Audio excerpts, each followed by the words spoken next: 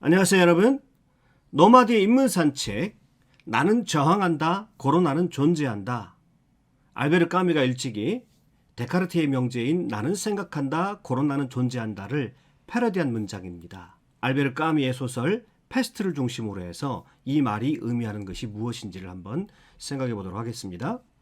까미의 소설 패스트는 1940X년 프랑스령 알제리 해안의 평범한 도시 오랑시를 배경으로 합니다. 이 도시에서 어느 날부터인가 피를 토하고 죽어가는 쥐들의 시체가 등장하기 시작을 합니다. 죽은 쥐들이 거리에 넘쳐나기 시작하더니 이내 원인을 알 수 없는 열병 환자들이 속출하기 시작합니다. 평화롭던 이 도시는 점차 혼란에 빠지기 시작합니다. 이윽고 그 열병이 패스트라는 것이 밝혀지고 점차 많은 사람들도 그 쥐들처럼 죽어나가기 시작합니다.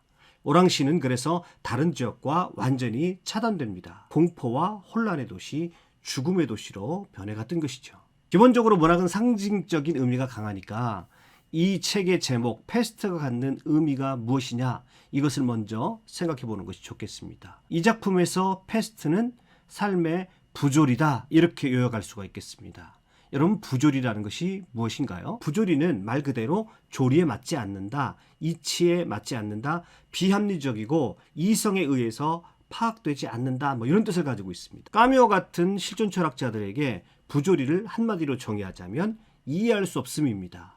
아주 굉장히 형이상학적인 개념인데요. 세계와 그 안에서 살아가는 우리의 삶이 근본적으로 이해할 수 없는 일들이 너무 많다는 것입니다. 사실 우리의 존재 심연에 들어가면 우리가 대답할 수 없는 것들이 너무 많죠.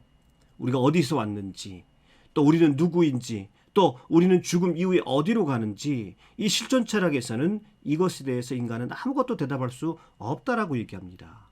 이것이 형이상학적인 부조리입니다. 그런데 이 형이상학적 부조리는 어떤 때는 불쑥불쑥 실체를 가지고 우리 삶으로 찾아옵니다.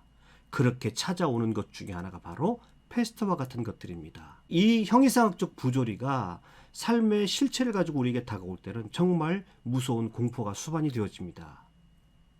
도대체 이 패스트가 왜 와서 사람들을 괴롭히는지, 어디서 왔는지, 이 패스트를 통해서 죽어나가는 사람들은 또 그들의 삶에 어떤 의미가 있는지, 이 패스트 한가운데서 어떻게 살아가야 하는지, 이런 문제들, 아주 실존적인 문제들로 고민하게 됩니다. 사실 이런 문제에 대해서 누가 쉽게 답을 줄 수 있겠습니까? 그래서 부조리는 이해할 수 없는 것입니다. 지금 오랑시에 그런 일이 일어난 것입니다. 우리의 존재 밑바닥에 자리 잡고 있었던 부조리의 문제가 이제 위협적인 실체를 드러낸 것입니다. 그동안 나름대로 질서를 가지고 합리적으로 굴러가는 것처럼 보였던 오랑시는 일대 혼란에 빠집니다. 우선 패스트 자체가 이해 불가입니다. 어디서 왔는지, 왜 하필이면 우리 오랑시 왔는지, 도대체 우리는 이 문제를 어떻게 다뤄야 하는지 전혀 답을 찾을 수 없어 보입니다. 그때 이와 같은 패스트라고 하는 부조리한 현실 앞에서 개인들이 어떤 행동을 취하느냐 하는 것이 이 책 까뮈의 패스트의 스토리라인의 핵심이라고 할 수 있겠습니다. 먼저 랑베르라고 하는 인물이 등장합니다. 랑베르는 사실 이 도시에 사는 사람이 아니었습니다. 이 도시에 사는 아랍인들의 생활을 취재하기 위해서 잠시 여기 오랑시에 온 겁니다. 랑베르는 이 도시에 왔다가 패스트로 인해서 갑자기 도시가 폐쇄되자 자신과는 아무런 관계없는 죽음의 오랑시를 어떻게 해서든지 벗어나려고 노력합니다. 사랑하는 연인이 기다리고 있는 파리로 돌아가서 하루빨리 행복한 삶을 되찾고 싶어 합니다. 어찌 보면 이 부조리, 삶이 의미 없다는 부조리의 개념에서 보면 랑베르는 인간 실종의 가장 전형적인 인물이라고 할 수 있겠습니다. 누구나 다 여기에서 피하고 싶은 것이죠. 그는 이 도시에 별 애착도 없고 이 도시 일상, 그리고 이 도시의 사람들이 그에게는 커다란 의미가 없습니다. 그래서 그는 도피하고 싶었습니다. 삶의 무의미성 앞에서, 이해할 수 없는 삶의 부조리 앞에서 이 랑베르는 도피하는 인간의 전형을 보여주는 것입니다. 파눌로 신부가 등장하는데요. 이 파눌로 신부는 패스트가 악한 인간들에게 내리는 신의 징벌임을 강조합니다. 이 재앙이 도리어 악한 사람들과 선한 사람들을 갈라놓는 길을 제시할 것이라고 부질없는 희망을 갖게 합니다. 그는 이렇게 설교합니다. 오늘의 패스트가 여러분에게 관약이 된 것은 반성할 때가 왔기 때문입니다. 올바른 사람은 조금도 그것을 두려워할 필요가 없습니다. 그러나 사악한 사람은 떠는 것이 당연한 것입니다. 이렇게 불안한 눈빛을 하고 있는 오랑시 사람들에게 설교합니다. 그러면서 여러분들을 괴롭히고 있는 그 재앙은 도리어 여러분들을 향상시키고 여러분에게 길을 제시하고 있는 것입니다. 라고 사람들을 도덕적, 종교적인 열정으로 이 위기를 넘으라고 촉구합니다.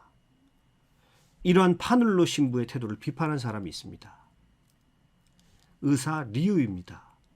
그는 있는 힘을 다해서 싸우는 것이 합당하다고 주장합니다. 물론 희망이 없는 싸움같이 보입니다만 악과 질병, 전쟁과 죽음 같은 절망적인 상황에 압도되지 말고 이 패스트에 압도되지 말고 그것을 거부하며 투쟁하는 것만이 인간이 걸어갈 바람직한 길이라고 이야기합니다. 그래서 리우의 삶의 방식은 반항, 저항이라고 합니다. 의사 리우가 취하고 있는 삶의 방식, 즉 현실이 부조리하지만 그 의미는 다 알 수 없지만 그것에 굴복하지 않고 최선을 다해서 사람들과 연대하며 저항하는 것, 그리고 그 가운데서 사람들을 돌보고 사랑하고 치유하는 것. 그래서 리우는 부조리한 재앙의 현실 앞에서 도피하거나 헛된 희망을 품게 해서는 안 된다고 주장합니다. 리우는 이제 우리가 선택할 수 있는 것은 패스트와 정면으로 맞서서 싸우는 수밖에 없다고 주장합니다. 최대한 견디면서 그 상황을 받아들이되 이제 최대한 사람들의 목숨을 잃지 않도록 할 수 있는 현실적인 대책을 세워야 한다고 주장합니다. 안이하게 대처하는 사람들 향해 설득하기 시작합니다. 그리고 그들을 돌보고 치료하는 일에 최선을 다하게 됩니다.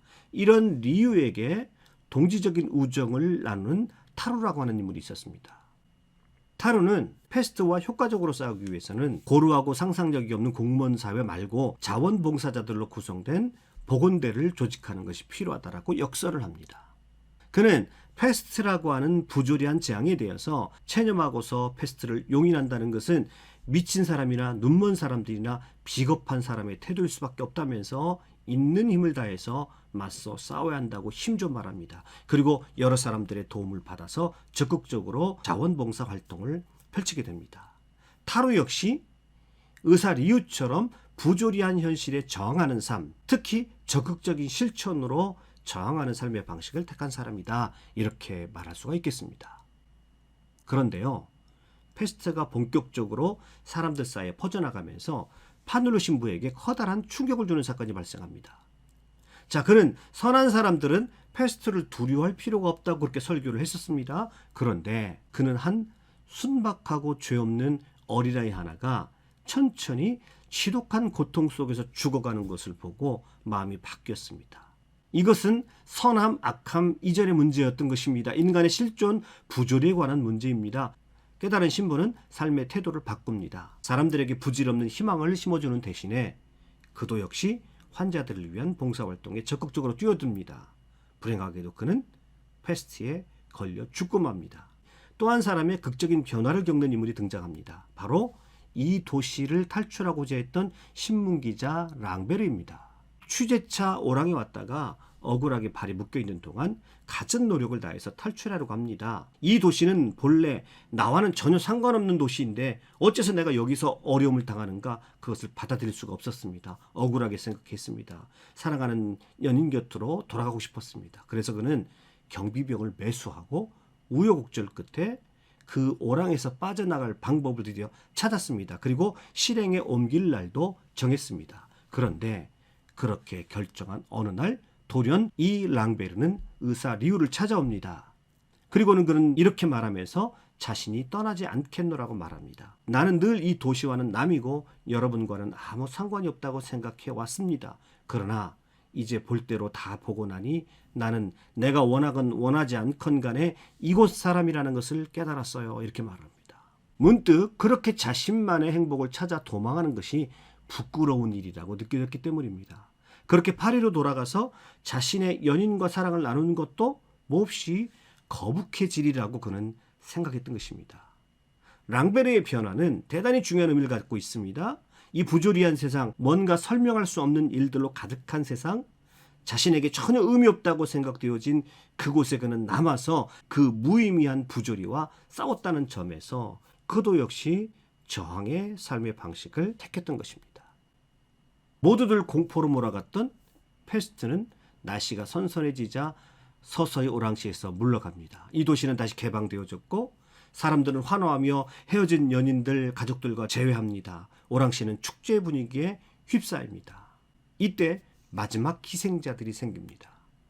리우와 함께 보건대를 만들어서 운영했던 타루가 패스트로 쓰러집니다. 그리고 요양소로 가 있던 리우의 아내도 죽었다는 정보가 도착합니다. 무엇을 의미하는 걸까요? 역시 삶은 부조리합니다. 가장 칭찬받고 격려받아야 될 이 두 명에게 불행은 여지없이 찾아왔습니다. 삶은 전혀 합리적이지 않습니다. 삶은 이해가 되지 않는 일들이 무수히 벌어지는 것 같습니다. 정말 논리적으로 설명되지도 않고요. 도덕적으로 납득되지도 않습니다. 오랑시가 패스트에서부터 해방되어서 환희의 외침이 울려 퍼지고 있을 때 의사 리우는 속으로 지금 이 순간 환호한 군중들이 전혀 모르고 있는 것이 하나 있다고 생각하면서 이 소설의 이야기는 끝을 맺습니다. 그의 마지막 생각은 이렇습니다. 그 기쁨에 들떠있는 군중들이 모르고 있는 사실, 즉 패스트균은 결코 죽거나 소멸하지 않으며 그 균은 수십 년간 가구나 옷가지 속에 잠자고 있을 수도 있고 방이나 지하실이나 트렁크나 손수건이나 낡은 서류 같은 것들 속에서 꾸준하게 살아남아 있다가 아마도 언젠가는 인간들에게 불행과 교훈을 가져다 주기 위해서 또다시 저 쥐들을 흔들어 깨워가지고 어느 행복한 도시로 그것들을 몰아넣어 거기서 죽게 할 날이 온다는 것을 알고 있었기 때문이다. 이렇게 생각했습니다. 결국 까미의 메시지는 무엇입니까? 우리의 삶은 모르는 것 투성입니다. 부조리 투성이지요. 그런데 이 부조리는 절대 일회성이 아니라고 말합니다. 논리적으로 이성적으로 설명할 수 없는 일들이 계속해서 일어날 것이라고 말합니다. 패스트가 지금 물러갔다고 해서 패스트는 영원히 사라진 것이 아닙니다. 우리의 존재 밑바닥에 숨어있는 존재의 부조리는 항상 다양한 모양을 하고 다양한 불행의 모습을 하고 다시 나타날 것입니다. 다시 우리를 공포에 몰아넣기도 하고 실제로 우리의 삶의 많은 부분들을 파괴시킬 수도 있을 겁니다. 그럴 때마다 우리는 삶이 지독하기도 힘들다고 한숨 지을 수도 있을 것입니다. 도망가고도 싶을 것입니다. 무엇인가 전혀 엉뚱한 것을 의지할 수도 있을 것입니다. 지금 전 세계는 코로나19 팬데믹 사태로 고통을 겪고 있습니다. 이 팬데믹 상황에서 실제로 우리는 너무도 많은 고통을 겪고 있습니다. 까미는 말합니다. 이런 상황에서 인간이 취할 수 있는 태도는 유일하게 일관성 있는 철학적 태도는 저항이다라는 것입니다.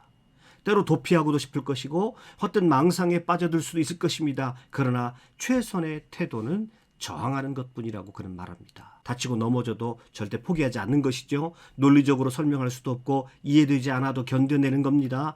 그리고 그 고통 속에 나 자신만이 아닌 타인과의 연대하는 힘을 키워야 한다고 말합니다. 그것만이 일관성 있는 삶의 태도로 근원적인 부조리에 대해서 저항하는 삶의 태도라고 하는 것입니다. 이제 우리도 백신을 맞게 되면 여기에서 벗어날 수 있다는 희망을 가져봅니다. 그러나 이번 코로나19가 물러가도 그래서 우리가 기쁨의 환호성을 지르더라도 우리 삶의 패스트 부조리는 어느 순간에 다시 고개를 들고 우리를 찾아올 수 있을 것입니다. 아니 제가 지금껏 살아본 경험으로는 분명 또 다른 이해할 수 없는 고통을 수반하고 다시 찾아올 것이 틀림없어 보입니다. 그때에도 가장 일관성 있는 삶의 태도는 저항하는 겁니다. 지지 않겠다고 다짐하며 끝까지 견뎌내는 겁니다. 어깨동무하며 연대하며 부조리에 대해서 저항하다 보면 뜻밖의 삶의 풍성한 존재 이유도 찾을 수도 있을 것입니다. 그래서 까뮤는 또 말합니다. 저항한다, 코로나는 존재한다. 자, 오늘도 영상 끝까지 시청해 주셔서 대단히 감사합니다.